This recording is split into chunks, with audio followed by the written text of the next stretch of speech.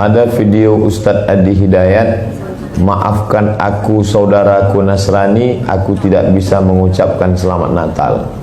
Karena orang yang mengucapkan selamat Natal, maka dia sudah mengakui tiga. Yang pertama, mengakui bahwa Isa anak Tuhan. Yang kedua, mengakui bahwa Isa lahir 25 Desember. Yang ketiga, mengakui bahwa Isa mati di palang salib. Ketiga-tiga ini dibantah oleh Al-Quran. Bahwa Isa anak Tuhan dibantah. Laqad kafaral ladzina qalu innallaha salisu salasah. Kafirlah orang yang mengatakan Isa Trinitas dan anak Tuhan.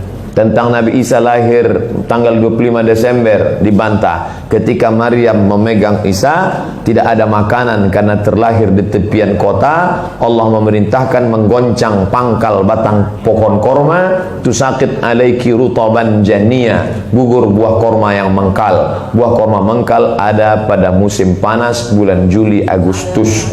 Ketika Isa lahir, kambing-kambing sedang digembalakan di padang rumput, sedangkan bulan 12 rumput tidak tumbuh karena tertutup salju.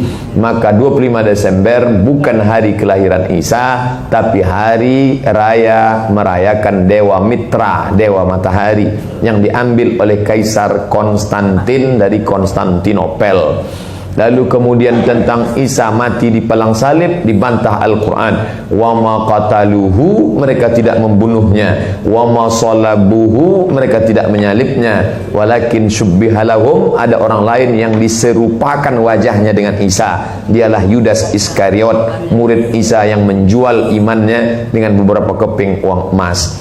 Saya punya kawan Kristen Masehi, tapi dalam masalah hubungan baik, masalah ngasih makanan, masalah beri pakaian, oke. Tapi kalau sudah terkait dengan akidah, wala ana abidu ma'abadtum wala antum abiduna ma'abud lakum dinukum waliyadin.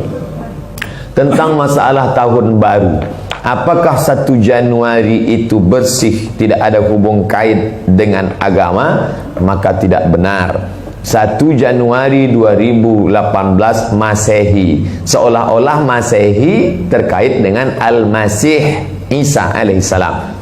Itu kalender dibuat oleh Kaisar Julian dari Romawi kuno. Kaisar Julian membuat kalender, maka dibuat nama dia Kaisar Julian, maka disebut Julian kalender. Lalu kemudian Julian kalender dibawa ke Vatikan, dirobah oleh Kaisar Raja Pendeta Paus Vatikan bernama Paus Gregorius. Maka sampai sekarang disebut dia dengan Gregorian kalender.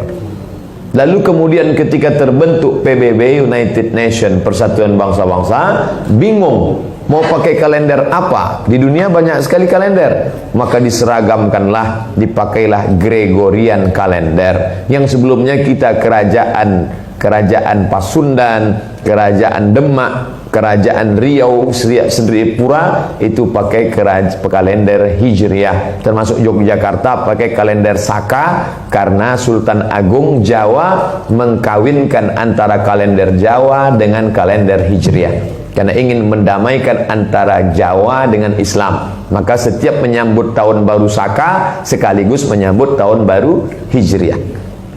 Kalender Masehi muncul belakangan, tidak tepat penisbatannya kepada Al-Masih karena Isa tidak tahu menahu tentang itu.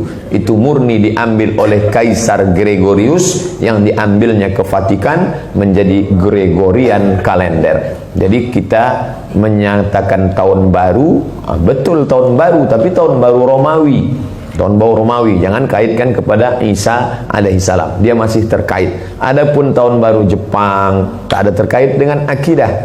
Nah, ini tahun kalender yang baru.